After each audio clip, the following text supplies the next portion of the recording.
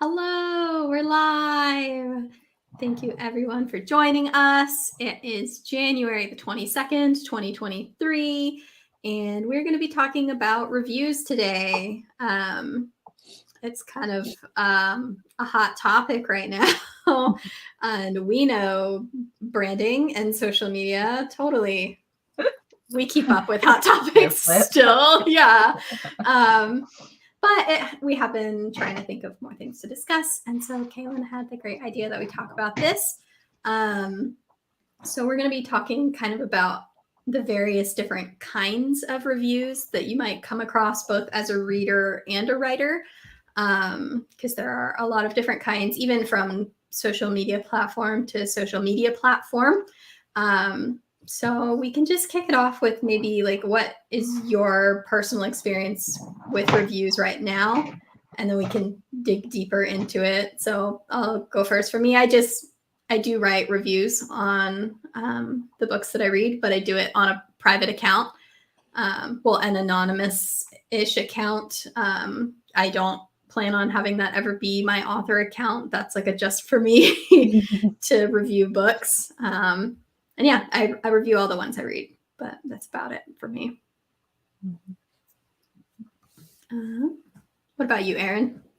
I don't write negative reviews. In part, it's because of being an author, and I don't ever want to say my thing has always been, I'm not going to say online what I wouldn't say to someone's face. If I met someone at a conference, say, because a lot of time authors do read reviews, and if I meet someone as a peer at a conference, I don't want to have trashed their book, because then I have to sit there and be like, have they read that review that I wrote? Do they know that I hate their book? So I don't necessarily do negative reviews. I used to, like, I have a really scathing review of The Magic on Goodreads that for some reason people are still liking and commenting on. It's maybe the only thing, because I think that if I think she's a con artist, and if I met her in person, I would say that to her face. What's happening? Oh no! Am I blurry to you guys? Yeah, you got really close to the screen, and I think it messed up. Oh no! The camera's like, who's the con artist now? In part, it's also laziness. I don't write reviews in general at this point in my life. If I really like a book, I just tell everyone, like all of my friends, about it, essentially. Or I mean, occasionally I'll post on Instagram and but I feel like I'm not a person that is very thoughtful when it comes to dissecting books and like why I like them. It's just a lot of screaming. Like, oh my God, this is so good, to friends, right? So I don't feel like I can sit down and like articulate myself, which is hilarious because I'm supposed to be good with words, but not in this case. So the short answer is I don't really do them anymore, except for random screaming on Instagram. What about you, Emma? Yeah, so I kind of like have it from two perspectives. Like, as a reader, I've never been huge into posting reviews on like Goodreads or anything. I've never had a book blog. But I think partly kind of like what Erin was saying, like feeling like you need to be like really eloquent about a book and why you liked it, especially like in things like blogs and Goodreads. Like, there tends to be a lot more long form review content. And I'm always like, I can't write paragraphs about it. What is this? A school book report? But it has been nice. Like last year I decided to start just like posting about every book I read in my Instagram stories, and just giving it like, I just give it a rating out of 5 stars and like 2 or 3 sentences about. That's what I do on Goodreads. Yeah, and it's really nice. Like, I'm like, oh, I like doing just like something really quick, and it's been nice to like write my thoughts down, partly to like help me remember a little bit better like what I read and what I liked or didn't like about it, because usually by the end of the year I'm like, I don't know. That's why I started doing it, was for our wrap-up videos. Mm-hmm. So that's been really nice. I've enjoyed writing those. And then also from the perspective of being a librarian, I've used reviews in my work to help like select what books to add to a library collection. So I'm sure we'll talk a little bit more about that, about like the different types of reviews that like librarians and booksellers would use.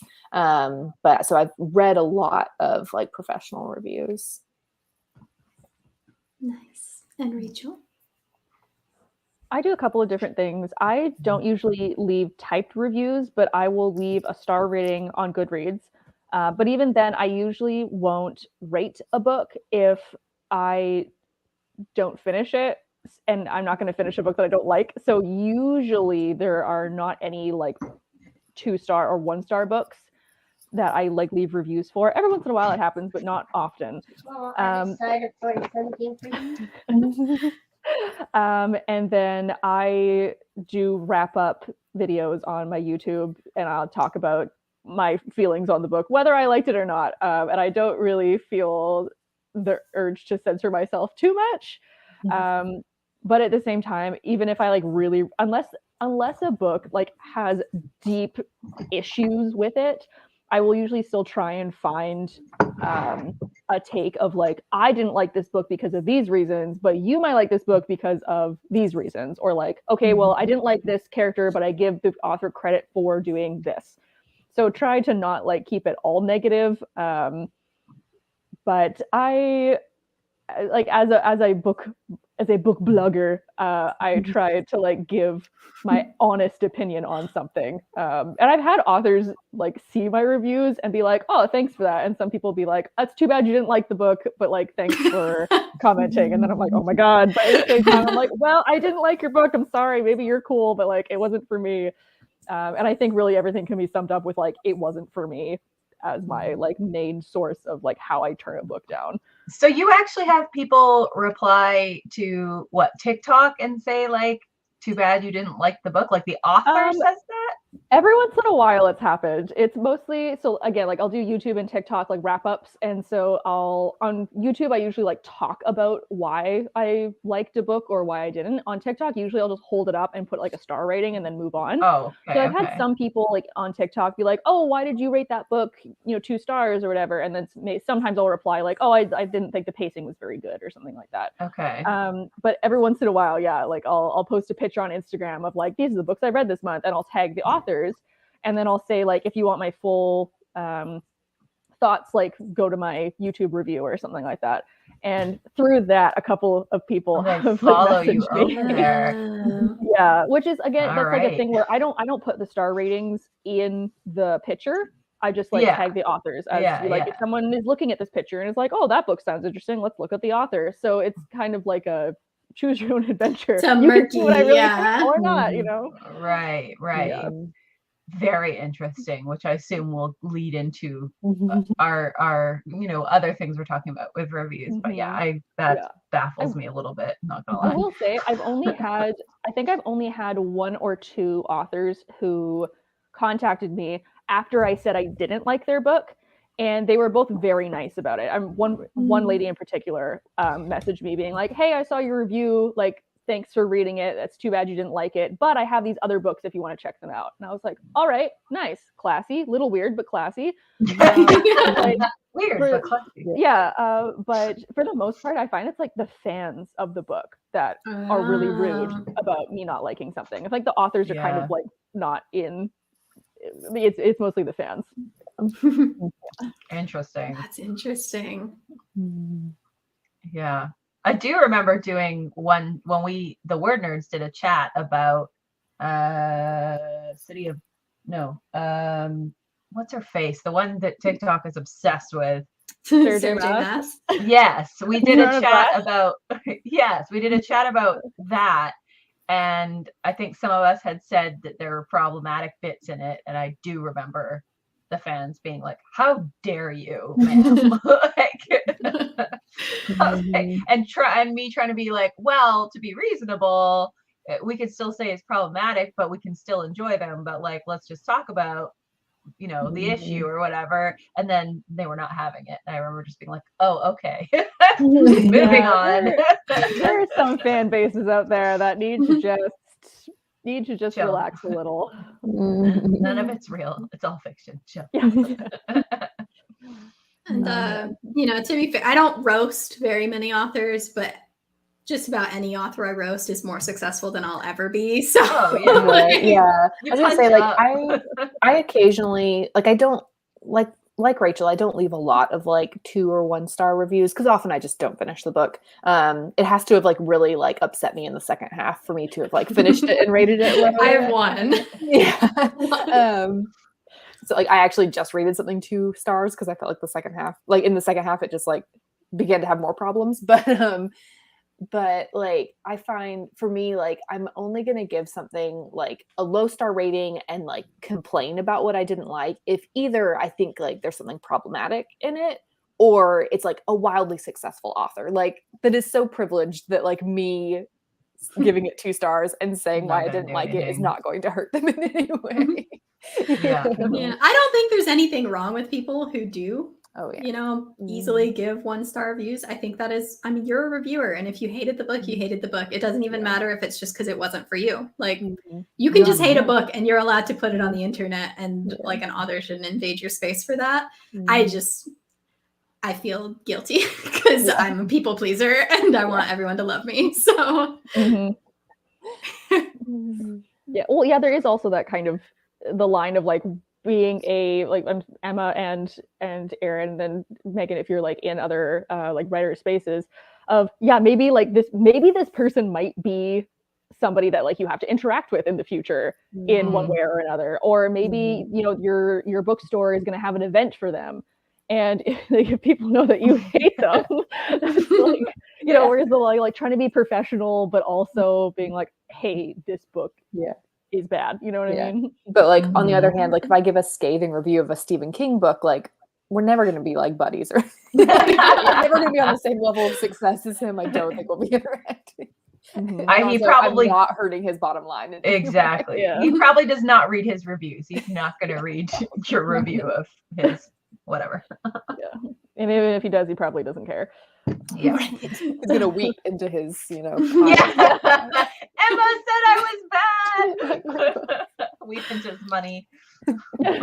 So wipes his tears with his money. Yeah. Just cry and roll around in all his dollar bills. Yeah. I do. So I read like every Riley Sager book in a 3-month period, which I don't recommend. But I was really enjoying them, and he is probably more successful than I will ever be, but I don't think that it's out of the realm of possibility that if I ever became successful in the genre that I like to write in, that we couldn't like bump shoulders. And if he ever makes eye contact with me, I left one sassy remark in one otherwise positive review, I will delete it. If he ever likes a tweet, I'm like, it has to go. I feel a little guilty about it, but it was on him for making the bad guy the same person in every single one of his books. Are you then going to rush to delete this video as well? He won't find this one. We have 2,000 videos, so that's true. Yeah, and you know, a hot topic, you never know. I might give him a hard time about it if we were like friends, but we're not friends, so I wouldn't say it to his face right now. But, hey, I have had negative reviews from my friends. Rachel at one point was like, "Did you know in Witches of Ash and Ruin, can't say my own title. Did you know in Witches of Ash and Ruin the characters like pass out at the end of every chapter?" And I was like, "Oh no!" I'm like flipping through my books. I'm like, "Oh no, they do." How else do you end a chapter? What? No. Oh my god, I forgot about that. God bless. Hey, that is the one case, because I don't usually read reviews, but if I have a friend that's like, "Hey, you do this thing," like Kelly's done that too for beta reading. "Hey, you always do this thing," and I'm like, "Shit, I do that thing." And then I will remember and I will stop doing it probably. So who knows? There's still probably people passing out at the ends of my chapters, so we'll see. I'm like, you need to go to the hospital for that. Like that. Yeah. This is a problem. See a doctor, ma'am. Yeah, exactly. Well, that also brings us you know, along the chat of like what's a review versus like what's constructive criticism, and like depending on who's leaving it, or in like what space you're talking to somebody about it, it can have a wildly different impact. Yeah. If I have a friend telling me that, it's helpful, because I'm like, so often they're seeing multiple, like Rachel has seen my published books. She's also seen my, you know, books that haven't been published. She's beta read for me. You guys have all beta read for me. If you say like, "Hey, you keep doing this," I'm going to be like, "Oh, like I didn't realize that I was consistently ending the chapters this way," or "I didn't realize I was consistently having a character," or what was it Kelly pointed out, like, "Oh, you describe something, you show it, and then you tell it." right afterwards. And I'm going, oh yeah, I do that. Right. And now I go through my writing. I still do that, but go through my writing and delete the telling bits afterwards. Right. Because now I'm aware that I do that. And you can't grow and get better as an author if you don't have friends that point things out like that for you. Right. Mhm. But I'm listening to friends. I'm not necessarily combing through Goodreads to find stuff like that. Right. Yeah. I would think too, like, though, going down that vein, beta reading, that is also a form of feedback, but it's like a solicited form of feedback. Even when beta reading, if someone gives me a comment that I think is way off base, I'm not like, you're wrong. And here's what I like, thanks for the feedback. Like, I might not take it. I might, think about it for a week and realize they were right. But you're not coming back after getting feedback from a peer either and being like, I'm not happy that you said that about my work. Well, and oftentimes, like, you're paying beta readers, so like that is a service that you are asking for. So like in that like regard, editors you would pay. or editors or beta readers, like you're asking specifically, you're paying for that review. Whereas a lot of reviews that people leave online, you're not paying for. So you didn't ask for it. Yeah. Well, and going into it with a beta reader who's a friend or an editor, that they are going to be at the very least polite and respectful. Whereas if you're going on Goodreads, you don't know what kind Wild West. What are you gonna get? You don't know. That place is not for you. No, that's exactly right. Yeah. Like, I think it like definitely like a lot of it comes down to like consent, like you're both from like the author and the reviewer or editor or beta reader like side, like you are consenting to have someone give you their feedback on your book, which is why authors like don't like to be tagged in a 1-star review on Instagram or whatever, because like they didn't consent to that, like they're not here to read about why you hated their book, or they didn't want to do that, and now you're like forcing it on them. But also like from the reviewer, like they were not sending this feedback to you directly, so they don't, like as the author, you should not respond. Yeah. Also, quick side note, I still do not understand on like Instagram when I see these gorgeous like flat lays with flowers and beautiful stuff, and then it's like, and I'm like, oh my gosh, this is so beautiful. Like click the review. They're like, this is the worst thing I've ever read. Trash pile. Like, I have literally had that with Witches of Oh my Ash and God. Ruin, where it was just like this gorgeous layout, and I was like, oh my God, they did work on it. They did work on this picture that like there was dried flowers around it and stuff, and then I was like, this is so beautiful, and then in the blurb it was like, I really didn't like this, 1 star. There's all these this is all the problems that I had with it. Like, what? This is modern satire. I almost didn't hurt my feelings just because it was like, I was like, this is so bizarre. I think they did tag me in it too, so I was just like, okay. It's so funny because like the current reviews are for readers discussion is like really interesting to me, because like right now it's focused on like authors, please don't go seek out and respond to like Goodreads reviews and blogger reviews. Where like a few years ago we were having like the same like reviews are for readers discussion, but it was about like bloggers, please don't tag authors in your reviews. Like, so it's like the same like issue, but the two different groups like getting involved. Yeah. Because I remember at that time when there was a huge issue with that, and authors being like, please stop tagging us. Like, yeah, I don't want to read I can't do anything about it. It's out. Yeah, and exactly. And like there were like reviewers that were like, well, you should see this as constructive feedback. And the book's out already. Yeah. And now it's like the opposite of like, it's just a fun little please stop volleyball reading my game. reviews. I do think like both point of views are correct. Like I feel like reviewers should be able to have a safe space where they can go and like dump on a book if they want, and not worry about the author coming into their DMs or commenting like, how dare you, or like even getting because I know that there was a girl that was like attacked by an author and stuff, like because they had this big back and forth in the comments of her review or whatever, and then it escalated. You as a reviewer want to know that you can go to this place and say whatever you want to say, get it off your chest about a book without worrying about some wacko coming into your, or even I don't even like reviews on, say, I don't know, Twitter, unless they tag me, or on Goodreads. I don't know if there's even a like button, but I don't want people to think I'm going and reading through all the reviews, because to me that doesn't feel like they would, even if it's good and I'm like, thanks, I still don't do that because I don't feel like it's for me, and I don't want them to think that they don't have this space. Like I'm not scrolling through obsessively reading all their reviews. I don't want them to think that, you know? Yeah. And like as a reader, like I want to know that I can go to review sites and see like honest reviews, and not like everybody feeling like they have to do 3 stars and above or else they're going to get attacked by authors. The author's going to like, come out swinging. Yeah. Well, that's all like people, the wildest thing that come out of like all of this online recently has been like, oh, it's bullying if you leave a bad review. I'm like, there's a very large difference between bullying and leaving a bad review. Like, absolutely not.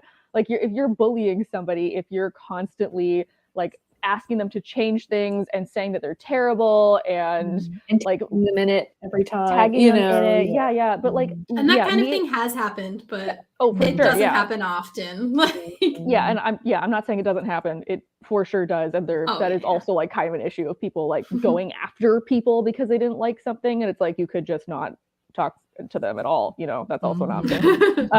But yeah, I'm like, no, like me saying, hey, I think this pacing could have used an edit. That's not bullying. That is expressing an opinion.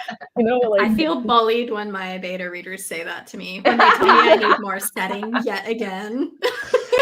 When my editor sends like, me, oh, they're bullying me. But I'm like, I'm not really asking that. When my editor emails me the edit letter, I'm gonna be like, you're a bully! How dare you!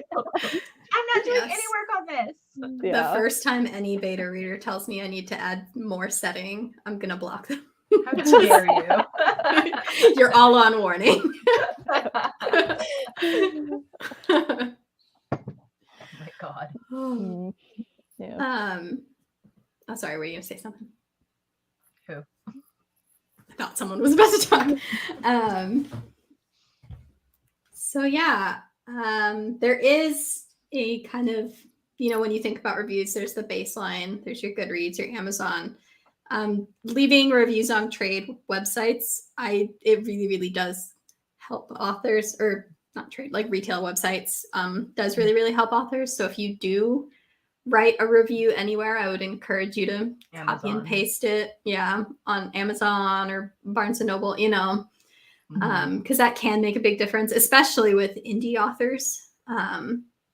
But all authors, you know, once you hit a certain threshold of reviews on your book, Amazon starts pushing your book more. Exactly. So it can make a really big difference. But there is like a tier above the ones that like we think of when we're talking about reviews, which are trade reviews. Do you want to talk a little bit about like what trade reviews are, Emma? Sure. And like how they're used? Yeah, so trade reviews have been around since the beginning of time. They've been around a lot longer than Goodreads. They're like the traditional review that books have gotten for a long time. So there's a few different places that this could happen. There's several like professional review publications, like Publishers Weekly, Kirkus, Library Journal, Booklist. I was like, I'm leaving somebody out. Booklist. Those are some of the major ones that I know libraries tend to like pay for subscriptions. I assume that booksellers do too. But in the library world, that's definitely like how a lot of how we like select for collections is through those professional reviews.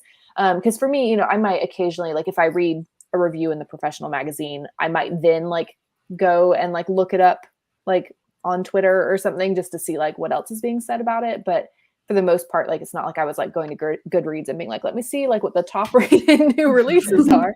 It was coming from those like professional magazines, which it's still subjective because people are going to like what they like. But it is a little bit more professional than like a Goodreads review would be, because typically it is like librarians or people like in the publishing industry who are reviewing them. So they're really helpful. You also have things like reviews in like the New York Times is another place that something like that might happen. And I think those are interesting too, because I think authors have a different relationship to those than they do to like a blogger or a Goodreads review. Because like as an author, it's kind of okay to talk about your trade reviews. Like still probably not recommended that you like go tag the reviewer on Twitter and like be like, you were mean to my book. Let me tell you why you're wrong. But like it's considered okay to, you know, like tweet like, oh, I got a starred review. So like a starred review or like the best ones for the month that are in the magazine.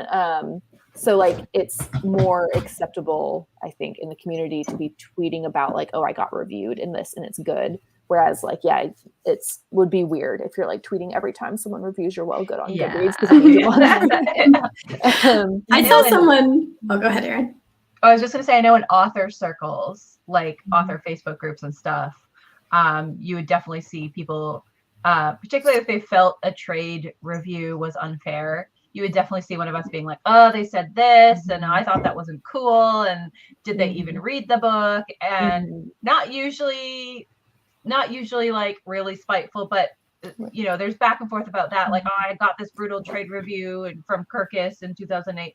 They would never do that with Goodreads. They're not going to be like, Stacy from New Hampshire said this, you know, whereas, you know, there's more discussion because it's a professional review and it feels very big. Like, am I going to get, and they are in a sense gatekeeping things. And so they can have systemic issues that happen in publishing all over the place. I saw someone once use a negative Kirkus review as promotion for their book. Amazing. Yes.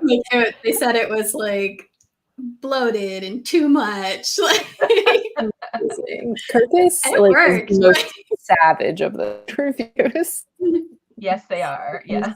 These are a fun to read. I always, because I find like School Library Journal in particular, which is like the K through 12 like children's through young adult arm of Library Journal, they tend to be like the nicest because they're like a bunch of school librarians. But they tend to be like the nicest reviewers. So like when they are like mean to a book, you're like, damn, they really don't like this. My favorite is like when they're like type of thing, and at the end it'll just say, do not recommend. Like that's like their like worst thing we can say about you. Brutal. Because I usually try to think of something nice to say, like recommend for collections where the author is popular, or recommend for collections where there's a big interest in this topic. They're just like not recommended. Like, oh dang. Oh damn. Okay.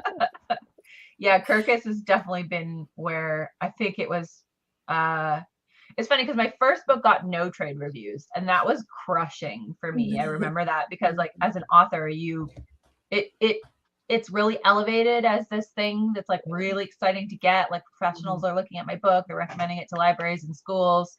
So Bryony Gray didn't get any, and that was like devastating.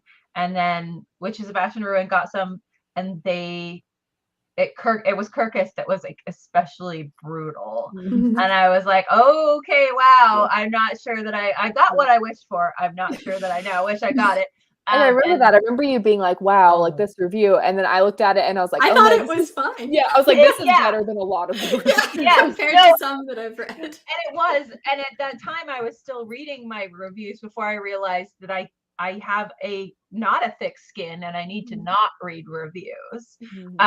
So that's been, you know, part of my journey of that, like, okay, maybe this isn't something I'm going to do. I'm not going to read reviews. But the funny thing is the third one, Which City, Kirkus was much nicer.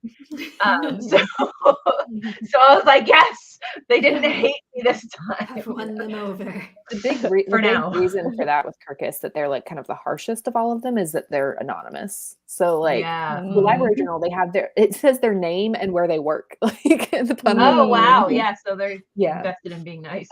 But Kirkus is anonymous, so like they can just say whatever they want. Everybody go buy Erin's books. Kirkus thinks they're pretty decent. The third one. Which is after it was like meh. They have no comment on Bryony. Opinion. And nothing on Bryony. Okay, well, the worders all think it's great, so who cares about what Kirkus says? What do they know? Yeah, right. Worders say thumbs up. Yeah. That's all you need to know. I actually wanted to comment on something earlier that Erin said about like Facebook groups for authors and like reviewers and stuff, and how that has been like a thing in this whole discussion of like sometimes like Facebook groups getting infiltrated by like an editor or an author like going into a reader space and then like finding out that people are like bad talking them and stuff. And in some instances, like I technically would consider that bullying, because like if your group's whole thing is like being horrible to this person's book, like that's no matter if you're doing it behind their back or in person, like if you're like, that's not really like a nice thing to do, and maybe you should consider putting your energy somewhere else.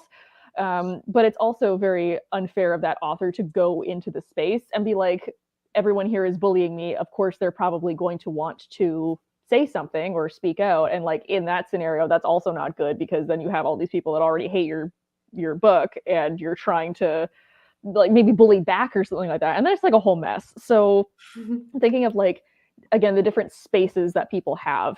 And like, I also have an author friend of mine who shall remain nameless that is in some of these like writer Facebook groups and stuff. And like, sometimes you just need a space to be like, I need to just rant about like why I hated this book for whatever reason. I just need to get it all out. And like, that's good. But in that scenario, you're not tagging the author. You're not sending screenshots of your opinion to the author. So like, you need the spaces, but I think they shouldn't meet. They shouldn't mix together. And I think something that's important to remember as an author, because this has kind of come up recently, is that like, even if you aren't being like terribly even if you feel like you're being reasonable, like you're not like out here saying you're bullying me or whatever, you know, even if you like tweet something and you don't name the person, you just say, wow, I got this like 1-star review. Maybe you like mark out their name or something, or you don't even like screenshot it. You just say like, I got this review and it had this complaint, and like, I'm really taking that like hard or something, you know, even if it's just like something very reasonable.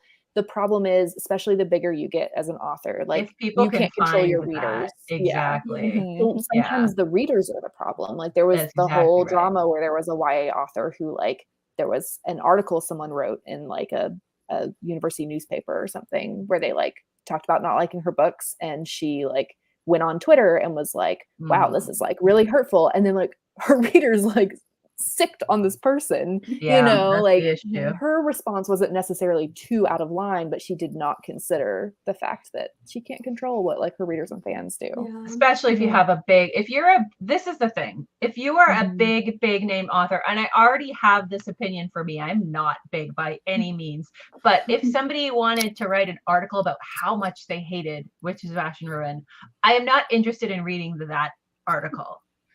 Because A, that is doing bad things for my mental health, and B, that is that person's right to do that. If they really hated the book, go nuts. It's not for me. Maybe they're just venting. Maybe it's for readers that don't like the same things they didn't like. And also, I don't think it's productive reading it and then going, if I went on Twitter and I'm like, oh, I was so sad that they said this. It's not productive. It's not helping me.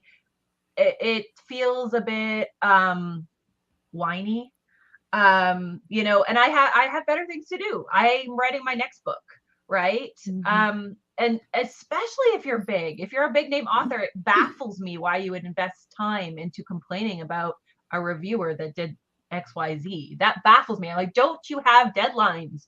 Don't you have a contract you're writing for? Isn't there a movie coming out? Don't you have actors to talk to or something? Like, how do you have time and energy to invest in complaining about somebody you will probably never meet? It just baffles me. It's strange to me. Well, one of the things is like, once you create something and you put it out into the world, and not only do you put it out into the world, but you put it out into the world charging people money for it. Like once that happens, like you don't have a say in what other people think about it. Of course, you can say, oh, that hurts my feelings if you say you didn't like my work, but like, it's not for you anymore. Like somebody can even be wrong. Like they can be wrong about their interpretation. They're allowed like, to be wrong about why they hate it.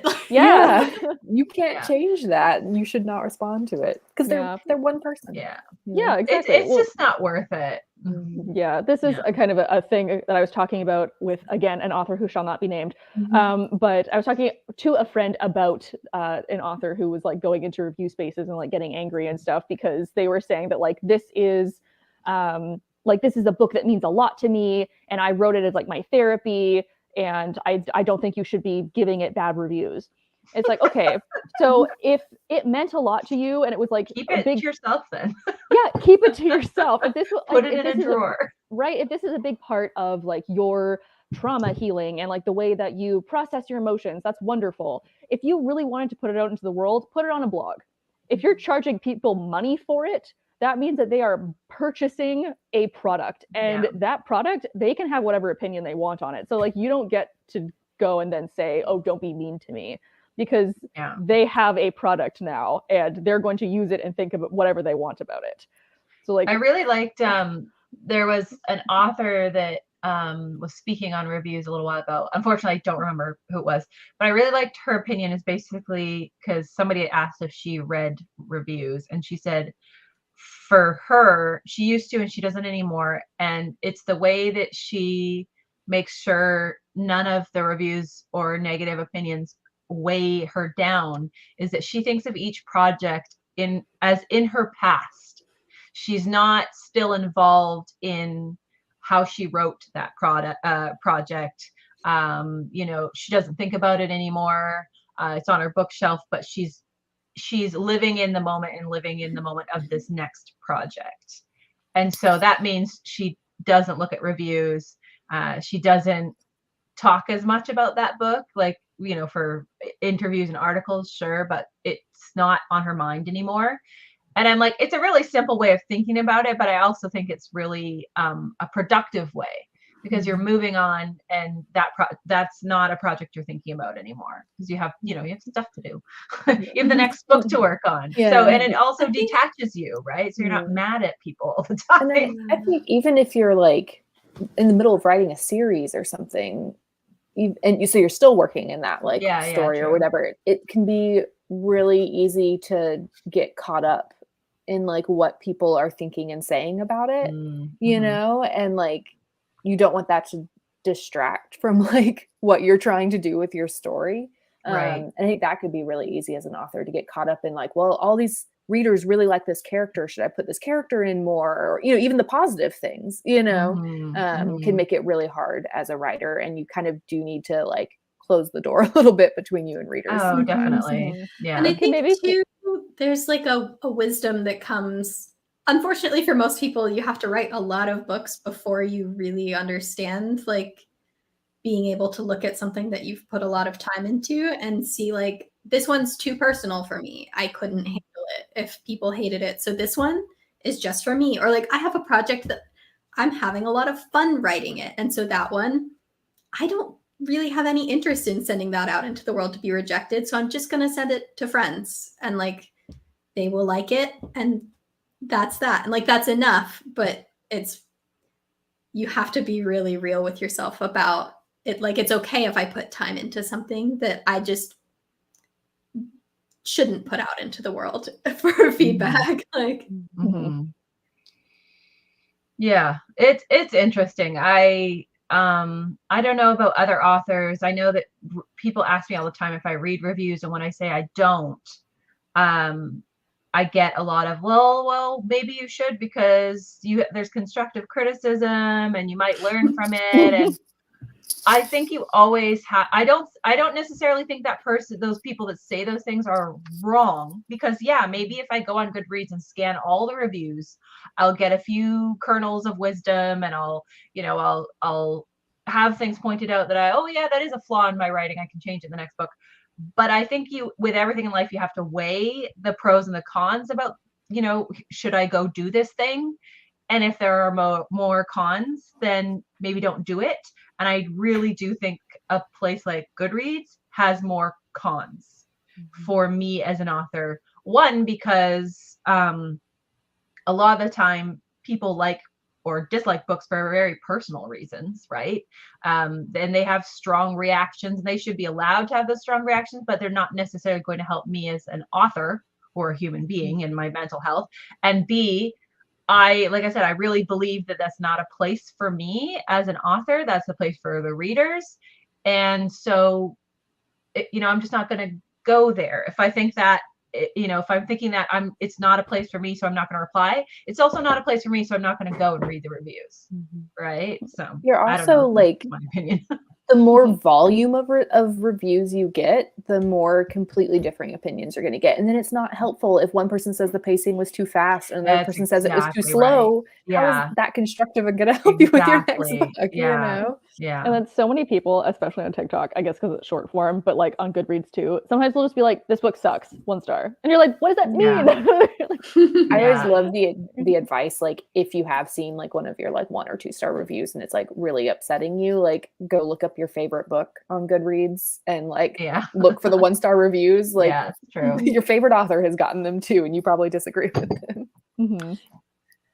Also, so Joe Cather just commented, I haven't found Goodreads or any review site to be a fountain of nuance and knowledge. Very true. Yeah, that's a good point. Yeah. I always think it's interesting because I think the conversation around reviews like this comes up a lot, like whether like Goodreads is like quality, like it's not good quality reviews or whatever. But like I've always come from the perspective of like that's not really the point of Goodreads in my opinion. Like I don't feel personally like it's like I feel like it's kind of started to become like a place to go for reviews, but I don't really feel like it should be. Like for me, it's just about recording what I've read and what I thought about it. Like it's for me personally, which is like why I always think it's interesting when people try to put like arbitrary like rules on it. Like you shouldn't do this. You shouldn't, like when people are like, no one should be rating books that they DNF. And it's like, well, it's my Goodreads account. Why? Like, I'm not doing this for like the masses to read my ratings. I'm doing it so I can remember what I thought about it. I also think Goodreads really is just a place where you can go and rant if you didn't like a book, and the rant can be funny and you can put GIFs on there, or what GIFs or whatever they're called. You can rant with your friends about it on Goodreads and bond over how much you hated that book. That's all okay. Because like, and I really think it's mostly okay because authors shouldn't be on there getting their feelings hurt. Like you should have a space to do that if you want to do that. I'm not going to do that, but if other people want to do that, then get your feelings out. That's great. That's better than emailing me and telling me all the reasons you hated my book over an email. Go on Goodreads. Yeah. I will say there are, especially in the case of like books that are problematic being pushed, there are often really nuanced conversations going on Goodreads. Like I do go to Goodreads when there is a book that I'm like, oh, is that problematic?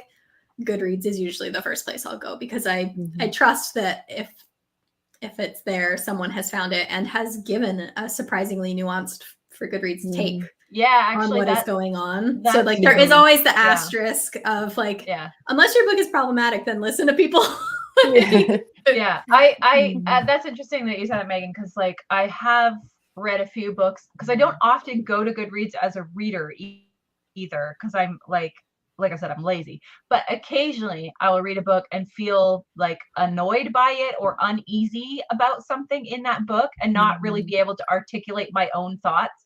Like it's almost like it is helpful to go read a couple of reviews and be like, okay, so I was picking up on something. I just wasn't sure what it was, or I wasn't sure how to like talk to myself about it, if that makes sense. Like it's difficult to put my finger on what it was, but I know other people have. So I think that can be helpful to kind of like think through what you're reading. If it's something that's, hit a sour note for you, or is maybe, making you uneasy or not sure what am I reading here? I'm wondering if like traditional text-based book blogs are going to come back again because of all of this, like TikTok not having enough time to give a nuanced review, or like long-term video on YouTube, like kind of hit or miss. Like I wonder if we're going to get more in-depth book blogs again, because like some people on Goodreads leave like dissertations and I'm like, thank you for your service. I could never do that. Like that is so much, but like, thank you for doing that. So yeah, I wonder if that's going to like come back into fashion soon. Yeah. Like I'd love to click a link so that you can show me some ads and make money off of that review. I love like in those situations like Megan described, where you're like, I think this book might be problematic, and you go to Goodreads to see if anyone's discussed it. I love when they're like, here's a link to my blog where I fully discuss like all of the Yeah, issues. yeah, because it's usually always a more complicated issue than a tweet or a Goodreads Yeah. review. Yeah, like break it down. I want to read a dissertation about this for once. Well, that is also like maybe a thing to think of like, okay, where are you getting your reviews if not for, like, as an author, I mean, like, where are you getting your reviews if not for Goodreads? Well, you're not supposed to go to Goodreads because that's a reader space and readers can, your book is for the readers. But then, yeah, if there's like, maybe no one, this has happened so much, where like no one in the beta process had that particular experience, and now people are reading it, and a lot of people are being like, hey, that's actually a microaggression, or like, hey, this one character you wrote is like kind of problematic. So there has to be like a liaison between the reader and the author. Maybe like, I don't know, get like an assistant or something to like go through your Goodreads and just be like, oh, hey, so like the people are saying you might want to change some things. I just feel like if you have a good writing friend, like if Or I a see friend, people online are saying that Erin did something problematic, I'm not going to be like, well, that's not Erin's business, and not say anything. Like, Yeah. In general, I think a lot of the issues that have happened over the years like can really be helped when like authors have good writing friends, you know. Yeah. People to like check you on things, but also like people you can go vent to, you know, like so that you aren't doing it on Twitter. Well, especially because like Megan's example, like I don't read reviews. So although I will say if it gets big enough, I would probably hear about it on Twitter. Someone would tweet me, I'm sure. But it would be like walking around with something in your teeth for a few months and not having your good friends tell you, like, God, tell me if I'm, embarrassing the shit out of myself here. But it's interesting because I was thinking about, we got problematic books sometimes, and those reviews are important, and as an author you should listen to them if they they come up, or hopefully have a friend tell you. But I think it's interesting too to talk about problematic reviews, because I've seen that as well, and I've actually been, not only for authors of color, I've seen people being ignorant and being like, I didn't get any of this, I didn't like that there were Spanish words in this. And they're like, well, the family's from Mexico, so they're going to have that in the book. Well, I didn't like it. I didn't understand it. So you can have those types of reviews. I've also been on the receiving end of For Wishes of Asher Ruin in particular, because there's queer characters, and it's very, it wasn't deliberately like feminist, but it's mostly female characters. And it was very interesting. Those are the one and only time I thought about saying something like on Twitter, for example, because in particular, I had more than one dude say how offended they were that was all female characters and how weak the two male characters were, and nobody wants to read about this. And good for you. Write it again. They were offended. They were so offended. So yeah, that was the one time I was kind of like, I wouldn't feel bad about going on Twitter and being like, this made you mad, good to see it. But I didn't, because I was like, I don't need to start that. But I definitely ranted to you guys, because it happened a couple of times. They were very angry. But those are the rare cases, I think, that as an author, and I have seen that happen, particularly authors of color that will tweet and say, hey, look, this is a review I've got. It may just be ignorance, but this is not cool to say about my book. Yeah, I've seen that before, and I think that's maybe the one situation where stand up for yourself. Yeah, that's why I always say it's like the asterisk that goes along with everything. Sometimes people suck and like are being racist, and I should hope that like the authors aren't the only ones who would be calling those out, like ideally a lot of people would be like, hey, this sucks, no one pay attention to it. It's hard because often reviewers, not in my case, it was obvious sexism in the reviews that I was making fun of, but particularly for authors of color, I think it can be difficult because the reviewers are trying to make it sound like it's like a critique, like it's a reasonable critique. But this character wasn't realistic enough, and the things that she said in regards to this, and you're like, is that racism? Like, until the author comes forward and is like, yeah, this isn't cool for you to say. This isn't microaggression or whatever, right? Mhm. Like I But remember. think we are on the internet enough now to recognize. Yes. I don't need someone to point out to me typically when something like that is happening anymore, because it's like, For oh, sure, yeah. there's a Yeah, I was gonna problem. say, like, I think in situations like this, you know, like as the author, decide what you feel best doing and maybe like run it by like some of your writing friends or something. But for me, I think, you know, one, yeah, like Megan said, someone else is probably going to call it out, you know, if it's a big enough like deal. But also I think you do have to kind of consider like, is it worth it? Does this person's opinion have any reach? You know, like if it's just some like Joe Schmo on Goodreads, like, and there's already people like fighting him, and you know, like what's it going to do for you to, you know, it's one thing if it's some like huge, like prominent book talker who said something like racist or homophobic or misogynistic about your book, then I can maybe see, because I think you do always have to consider like the levels of like power dynamics. Like if it's just some little like nobody who just like got the book from their local library and read it and has said something offensive about it, like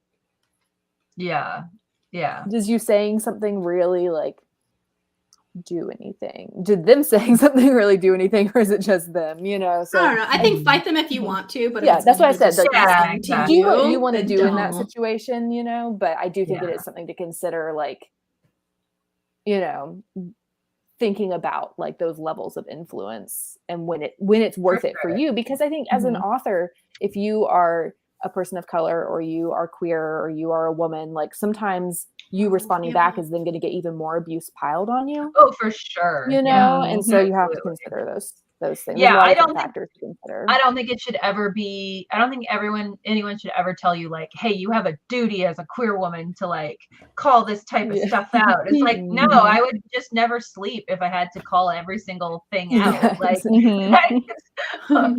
work-life balance, goodbye. But I do think like I would have not felt bad if I went and just like made fun of them on Twitter, you know, but like, it was more of a case of, it's a tiny little blog that my publisher should not have sent the book to. I don't know what they were thinking. But you know, 10 people are going to read it. I read it. I rolled my eyes, whatever, move on. Right. But yeah, I mean, if it was someone really big and there were people that weren't picking up on the sexism, I might have said something, but it's not worth the effort. Yeah. So kind of jumping back. So that's obviously the exception. Talk to your friends. Yeah. Do what feels right. But in general, with non-problematic reviews, I'm curious, Erin, you mentioned that you used to read reviews. Did you find it hard to stop reading them once you decided it was bad for you, or? I did initially. Okay, so I've had 3 books come out now. The first one, of course, was my debut, and it almost felt like I needed to read every single one of them. But at first it was like a curiosity thing for sure. And then it ended up being like, well, I should read them because I want to know what people are saying, and maybe there'll be some like constructive criticism in them for my next book. And then it wasn't even necessarily because I was getting, feeling down. It was also just an incredible time suck. Because, people post a lot of reviews on a lot of websites and a lot of Twitter and a lot of Goodreads, and it was just taking up a lot of time reading them. And then it was also, like, if I'm being completely honest, it was also because I was having my feelings hurt, and it was also, I would find myself getting annoyed because people's opinions are not always rational. Like it would be, this person gave the book a 1 star because they've been to London and the roads weren't crooked, and they described the roads as crooked, and and it would be, I'd be sitting at the computer going, but this was a crooked road, and just the most, like, they have a right to be mad because I described the roads wrong. If that's what they're mad about, they have a right to do the whole review about that if they want, right? But why am I getting mad about it? So it was just, I think it was just falling down a rabbit hole. And then I finally realized I need to step away. And so for Witches Action Ruin, I think I read some of the reviews. I read some of the trade reviews. I always read because I'm curious, and they're almost never going to make me like angry or frustrated, disappointed sometimes, but it's more easy to step away from that, because you don't usually have them implying things about your sex life or attaching weird gifs to it or anything. There's nothing to get mad about normally. And then for my third one, I didn't read almost no reviews at all. The library reviews I read, like the website I don't even remember what it's called. Emma might know, where it's like an advanced review. People can request it in advance. Oh, is it NetGalley or Edelweiss? NetGalley or Edelweiss?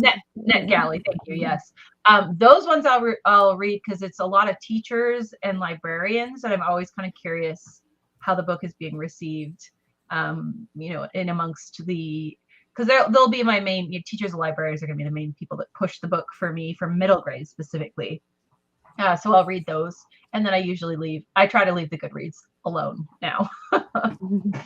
Yeah, it's just been my kind of journey of figuring out like that it just doesn't help me, I don't think.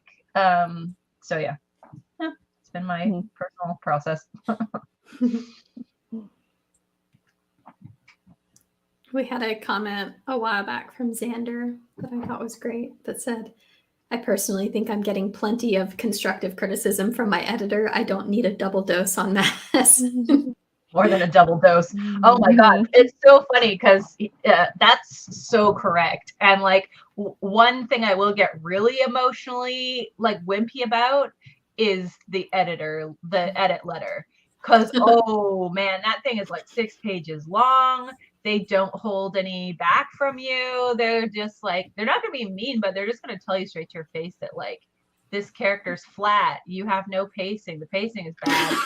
So you just like lie on the floor and you're like, I'm a terrible author. Like, so a lot of the time getting that feels like you've been vaccinated against further negative reviews. It's like, well, at least they're not telling me I need to rewrite the whole book in this Goodreads review. So, but yeah, that if anything has reduced me to tears, it's not Goodreads reviews, it's the edit letter.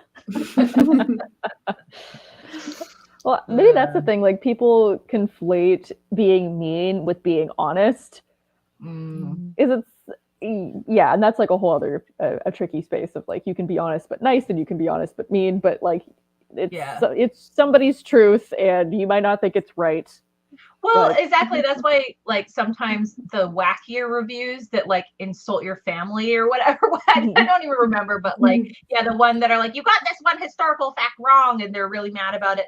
They don't hurt as much as the ones, like I said, from the editor, who are like, these are all the things that you've done terribly in the manuscript. I mean, in nicer words, because like the editor, you're like, oh crap, I'm gonna have to fix this. There really are places you're falling down in the writing process, and that hurts more than the person that's ranting about your crooked roads or whatever. Yeah, I do think it's really important to have a very clear understanding of, as a writer, who it's important to be taking your feedback from. Oh, definitely. For improving, and giving yourself unfettered access to the Goodreads reviews or the Amazon reviews isn't necessarily where you want to be getting your revisions ideas from. Exactly. Yeah, like there's the person on Amazon who's left a 1-star review because the book arrived dented or whatever. Like, how is that helping you as a writer?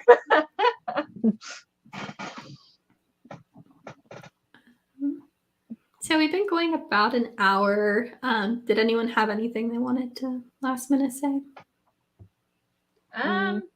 Just that I think as an author, I think reviewers should be able to stay in their safe places and just kind of express themselves in whatever way they want to express themselves. And if you're a new author, maybe reading reviews isn't what you need to do. It's all good. And I think this is like a good rule of thumb for many things on the internet, not just reviews. But like, as an author, like if you see someone say something about your book that like makes you feel a strong emotion, like leave your computer, like step away, And in 24 hours, if you still feel like I think, this can go back to the whole idea of problematic reviews. In 24 hours, 48 hours, if you still feel like you need to say something, then go for it. But like, I would say always step away I and would say, take some time. I would say to cool write down. it in your diary. Yeah. Yeah. Write a draft and delete it on Twitter. Like, I have so many drafts for Twitter, not about reviews because I don't have any books out at this point, but I think the drafts are a great place to just store your thoughts. But also, like, that's what writer friends are for. Like, you get on a chat with your writer friends and you don't tell anybody else because you trust these people. They're not going to tell, hey, Erin just went off on a rant about this review, and you get it out, get it out of your I'm system. saving up receipts to just say on Twitter one day. Like, here's all the reasons Erin Latimer is toxic. Call me No, but really, and I think So- the main reason I give that advice of like, give yourself 24 hours, write it down in a diary or something, is because not everybody does have writing friends, and I do recognize that. So True, yeah, no, I think always just giving yourself some time to maybe like think about it and cool down before you for sure. even think about responding to something is probably a good idea. Yeah, Mhm. and Because don't once the time has passed, you might realize, I do need to I post need to about say this. something. yeah, And you might and not. don't even after 48 hours, if you're still mad about it, if it's not because it's problematic, I still wouldn't respond. Yeah. Yeah. For sure. All right. Yeah. Well, thank you. Oh, sorry. Go ahead. I was just gonna give like a little like we're all trying to like write stories and hope that people like them. So keep that in mind, that everyone's just trying to find a story that's right for them, and sometimes it's not going to be yours, and that's okay. Yeah. So thank you so much, everyone, for watching. Thanks for this really great discussion, everyone. Next week we are going to be doing another write-in. Is it going to actually be a write-in, or is it going to be a nerd-in? Oh yeah, it's listed as a nerd-in because we know not everyone is writing alongside us. Everyone's busy. So just come. What's it that they call on TikTok? They call it like mirroring productivity. I get recommended those a lot when I'm scrolling through TikTok. They're like live streams. I'm not on people productivity doing TikTok. Productivity mirroring. I know The what you're Lord of talking the Rings facts guy does them a lot, and I join those not infrequently because he plays Lord of the Rings music, and Fun. it's great. So anyway, join us next week. We're gonna be productive. I'm gonna be working on edits, so Nice. bring whatever you need to get done and do it with us. Same time next week, 8 p.m. Eastern time. And as always, thank you so much for watching, and we will see you later. Bye. Bye. Bye.